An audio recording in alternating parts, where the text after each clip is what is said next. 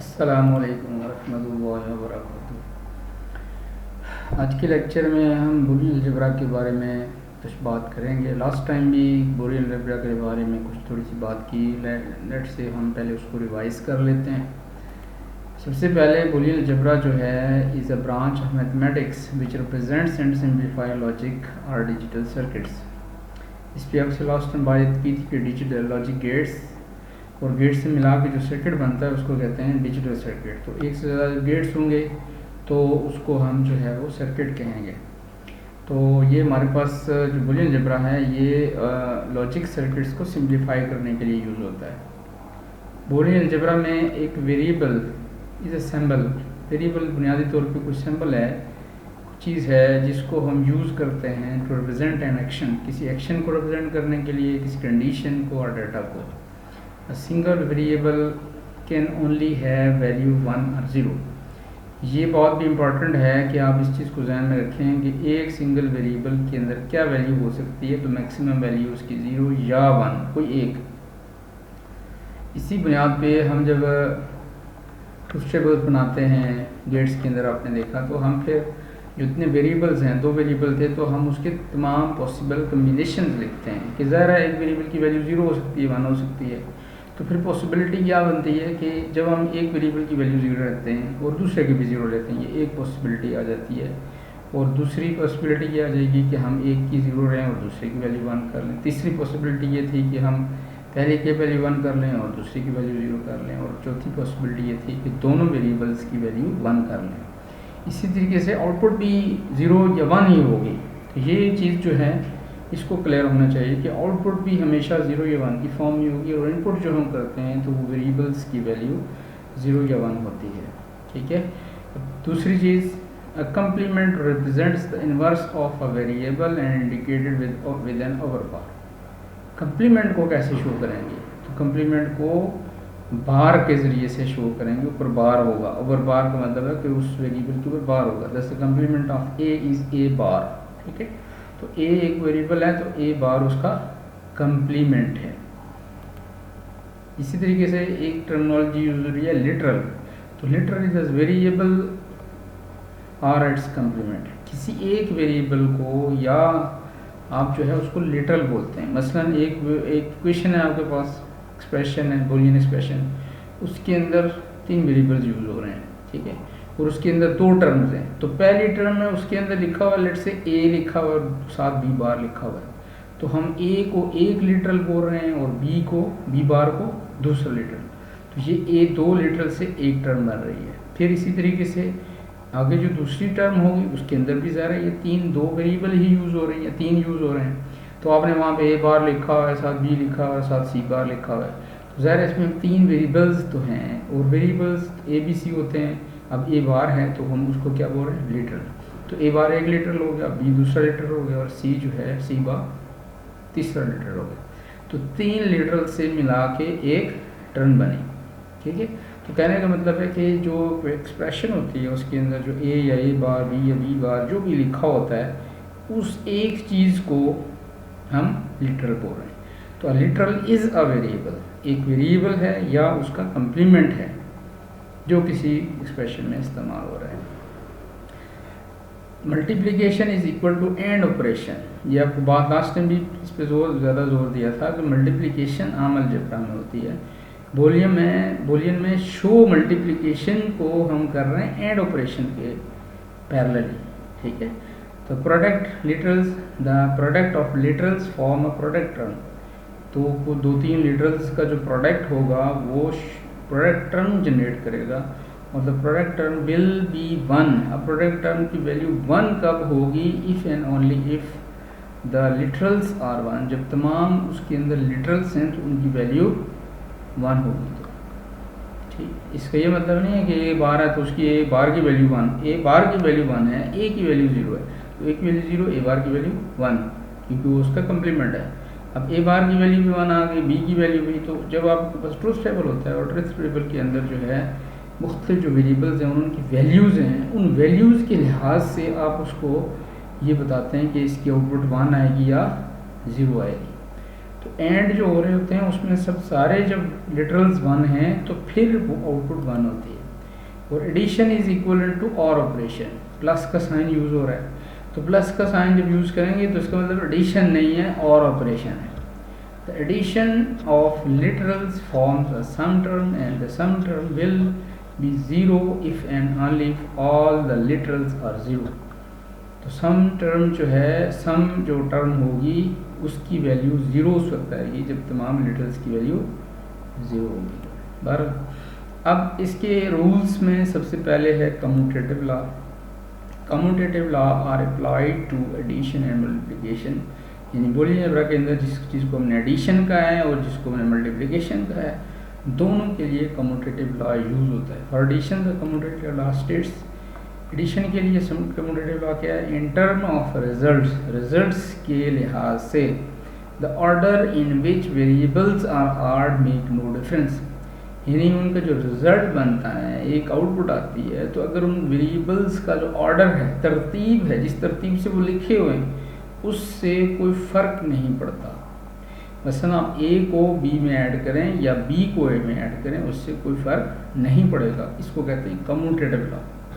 ठीक है, in form of results देखने के लिहाज से तो मुख्तलिफ नज़र आ रहे हैं, लेकिन मेरा रिजल्ट्स के लिहाज से कोई फ़र्क नहीं है। ए प्लस बी लिखते हैं या बी प्लस ए लिखें, उससे आउटपुट पे कोई फ़र्क नहीं पड़ता। इसी तरीके से for multiplication the commutative law क्या होगा?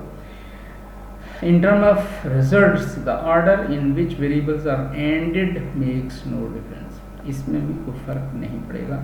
अब A B equal to B A, अब यहाँ पे मल्टीप्लिकेशन, यहाँ देखिए प्लस का साइन है, यहाँ मल्टीप्लिकेशन एंड है, मल्टीप्लिकेशन है लेकिन ये मुरतब पर एंड है, तो ए और बी को एंड कर दें या बी और ए को एंड करें, उससे रिजल्ट के अंदर कोई फ़र्क नहीं पड़ेगा, और ये कहलाता है कम्यूटेटिव लॉ। दो वेरिएबल्स ऑर्डर के लिहाज से डीलिंग करता है। दूसरा है एसोसिएटिव लॉ, इसमें है associative law also helpful addition and multiplication. For addition the associative law states when ORing more than two variable, तीन वेरिएबल्स को अगर आप 4 को 5 को यानी 2 से ज़्यादा वेरिएबल्स को जब आप और कर रहे हैं, the result is same regardless of grouping variable, तो वेरिएबल्स ग्रुप बनाने में उसके रिजल्ट के ऊपर कोई फ़र्क नहीं पड़ता। शर्त ये है कि तीनों या चारों आर हो रहे हैं। तो मसलन हमारे पास 3 वेरिएबल्स हैं A B C, A plus B, पहले हम बी और सी को आर कर लें और फिर ए को आर करें। इन 3 वेरिएबल्स का हमने ग्रुप बनाया, बी और सी को पहले आर कर रहे हैं, जो रिजल्ट आ रहा है उसको ए के साथ आर कर रहे हैं, या हम ए और बी का पहले बना लें और जो रिजल्ट आए उसको सी के साथ आर कर रहे हैं। इससे रिजल्ट्स के ऊपर कोई फ़र्क नहीं पड़ता। ठीक है, इसी तरीके से मल्टीप्लिकेशन के लिए एसोसिएटिव लॉ भी इसी तरीके से है। When ended more than 2 variables the results is same regardless the grouping of variables की ग्रुपिंग का उसके ऊपर कोई फ़र्क नहीं पड़ता। हम 3 वेरिएबल्स ए बी सी तीनों को एंड कर रहे हैं, और एंड करने में सबसे पहले आप बी और सी को एंड कर लें और फिर उसके साथ जो रिजल्ट आ रहा है उसको ए को एंड करें, या ए और बी को पहले एंड कर लें और फिर सी को एंड करें, उससे आउटपुट पे कोई फ़र्क नहीं पड़ेगा। ये दोनों चीज़ें सेम हैं। ठीक है जी। नेक्स्ट डिस्ट्रीब्यूशन लॉ, तो distribution of and over or is as an in ordinary. अब इसमें जो है डिस्ट्रीब्यूशन लॉ की बात हम कर रहे हैं सबसे पहले। तो distribution of and over or जो है वो ऐसे ही है जैसे हम अलजेब्रा में इस्तेमाल होता है। मसलन आपने लिखा ए और ब्रैकेट में है बी प्लस सी, तो ये कहलाता है distribution of and over are.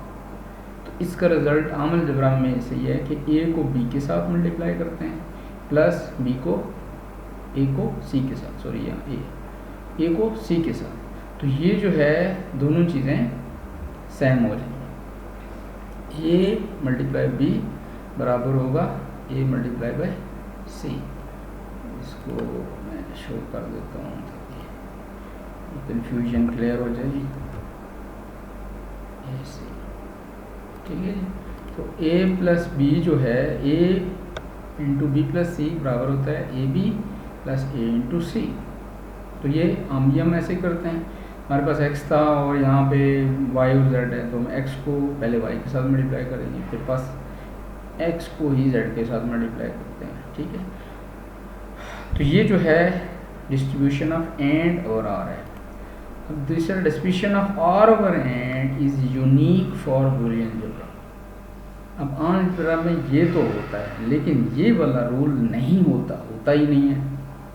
क्या है? Distribution of or over and. अब ये कैसे होगी? अब देखें, दो वेरिएबल आर हो रहे हैं, ए प्लस, और ये दोनों आपस में एंड हो रहे हैं, और अगर यहाँ पे हम ब्रैकेट डाल दें तो आम अलजेब्रा में ए प्लस बी इंटू सी, इसका कोई सोल्यूशन नहीं होता, कुछ नहीं होता। लेकिन बूलियन अलजेब्रा में इसको हम लिखते हैं ए प्लस बी मल्टीप्लाई ए प्लस सी। ठीक है, A plus B multiply C. अच्छा, ये चीज़ मैं क्लास में भी आप बजवाएंगे तो उसमें भी है, या वैसे हम इसको स्टूडेंट्स को बहुत ज़्यादा स्ट्रेस देते हैं कि ये एक नई चीज़ है और ये स्पेशल है फॉर बूलियन अलजेब्रा। एक तो ये सीखनी है, दूसरा ये किसी और पे अप्लाई नहीं करनी, और इसमें बहुत ज़्यादा अप्लाई करनी है। तो जब तक आप इसको ज़हन में सही तरीके से नहीं बिठाएंगे, आप बूलियन एक्सप्रेशंस को सिंप्लीफाई करने के काबिल नहीं हो सकते, क्योंकि ये तो आम अलजेब्रा में यूज़ होता है और हम उससे यूज़ टू हैं, कोई मसला नहीं है। ये चूँकि यूज़ ही नहीं होता और नई चीज़ है, और नई चीज़ है तो है, ये यूज़ तो होनी है बीच में, तो बहुत ज़्यादा ये यूज़ होती है, और उससे जो है वो हम फिर रिजल्ट्स हमारे सिंप्लीफाई होते हैं। तो इसको अच्छे तरीके से जहन में बिठाना है। ठीक है, नेक्स्ट डी मॉर्गन थ्योरम्स। तो डी मॉर्गन का फर्स्ट थ्योरम जो है बूलियन अलजेब्रा के बारे में है, the complement of a product of variable is equal to sum of complements of complemented variables, यानी A plus A dot B whole bar complement of product of variable. ये दो variable का product का complement बराबर होता है किसके? सम of complemented variables, ए का कंप्लीमेंट प्लस बी का कंप्लीमेंट। तो ये इसका डी मॉर्गन का फर्स्ट लॉ है रिगार्डिंग टू बूलियन अलजेब्रा। ठीक है, अब इसको अगर हम अप्लाई करें तो किस तरीके से होगा गेट के ऊपर? तो फर्स्ट किया, ये ए प्लस बी होल बार, ये हमारे पास होता है नॉर्मल अलजेब्रा या नॉर्मली नैंड गेट की इक्वेशन है। तो ये हमारे ये अगर ये चीज़ बनी है तो ये बराबर होगा किसके? ए बार बी बार को आर कर दें, तो ए को बार किया आपने यहाँ पे सर्कल, और बी को सर्कल, और फिर उसको आर कर दें, तो ये जो चीज़ है ये रिप्रेजेंट कर रही है ए बार प्लस बी। तो ये गेट इक्वल है इसके, और इसको हम जो है वो in form of truth table भी इसको वेरीफाई कर सकते हैं। ठीक है, नेक्स्ट है डी मॉर्गन का second theorem, the complement of sum of variables. दो वेरिएबल्स का सम का अगर हमें कंप्लीमेंट करना है is equal to product of complemented variables. तो a प्लस बी, यानी सम कर रहे हैं a प्लस बी, इसका होल बार, ये किसके बराबर होगा? a bar multiply with b bar, product of complemented variables. ठीक है, तो a प्लस बी का सम बराबर होगा a b whole bar. Apply करें अगर इसको गेट्स के ऊपर, तो देखें a b, यानी नॉर गेट में हमने लिखा कि a plus B whole bar से हम इसको रिप्रेजेंट करेंगे। अब इसका जो है वो इक्विवेलेंट क्या बनेगा? ये चीज़ कैसे आएगी कि ए को पहले कंप्लीमेंट कर लें, बी को कंप्लीट करके फिर देन एंड कर लें। तो इसको प्रेजेंट कर सकते हैं, रिप्लेस कर सकते हैं with this type of gate, और इसको आप ट्रुथ टेबल से भी वेरीफाई कर सकते हैं। अब हमारे पास बूलियन अलजेब्रा जो है इसकी प्रॉपर्टीज़ आ गई, सारा जो है सम अप आ गया, ये हमने जो चीज़ें स्टडी की है। अच्छा, ये जो रेड कलर नज़र आ रहे हैं और ये ब्लैक, दो कैटेगरी हैं, ये हमें ऑलरेडी अभी स्टडी किया है। ये हमारे पास था एसोसिएटिव कम्यूटेटिव लॉ, ये दूसरा था एसोसिएटिव लॉ, ये है डिस्ट्रीब्यूशन लॉ। ठीक है, तो ये हमारे पास डिस्ट्रीब्यूशन लॉ आ गया, और देन हमारे पास ये है डी मॉर्गन लॉ। तो ये हमारे पास जो है ये चार लॉ हमने अभी इनको डिटेल से देख लिया है, और ये वही हैं जो हम यहाँ पे बूलियन अलजेब्रा की प्रॉपर्टीज़ में लिखते हैं या यूज़ करते हैं। ये चार रूल्स बन गए। अब ये जो पहले चार हैं ये सिंपल एक वेरिएबल की जो 0 और 1 के साथ उनका बिहेवियर है, या एक वेरिएबल के ऊपर जब हम बात करते हैं तो उसके लिए ये रूल्स अप्लाई करते हैं, और ये हम वेरीफाई कर सकते हैं using OR gate truth table या एंड गेट ट्रुथ टेबल।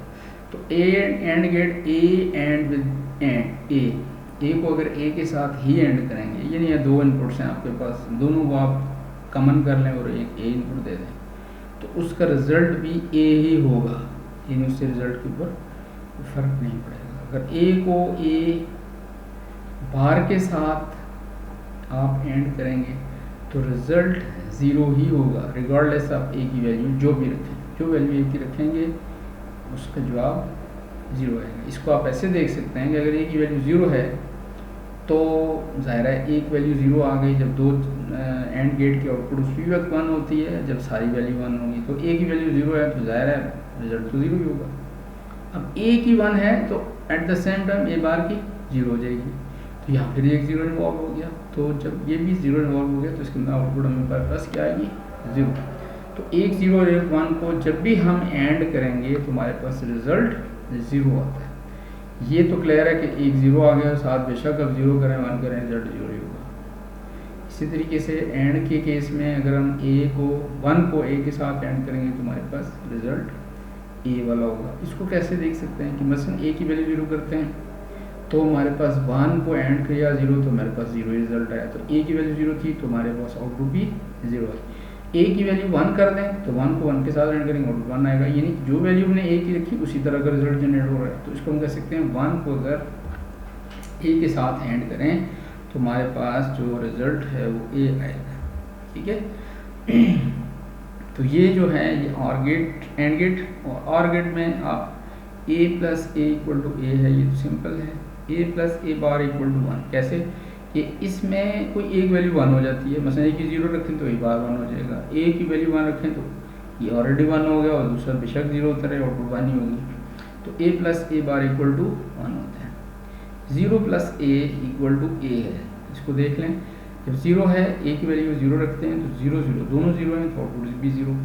यहाँ पे हम वन रखते हैं, ए बेशक ज़ीरो है, ये ए की वैल्यू वन आ गई आउटपुट वन, तो जो ए की वैल्यू रखी वही रिजल्ट आया। तो इसका मतलब है कि ज़ीरो प्लस ए बराबर है ए के। One plus A equal to one, इसको आप ऐसे देख सकते हैं कि वन आ गया एक तो रिजल्ट तो ऑर गेट वन जनरेट करेगा, बेशक ए की वैल्यू ज़ीरो हो बेशक ए की वैल्यू वन हो, तो हमारे पास आउटपुट वन ही होगी।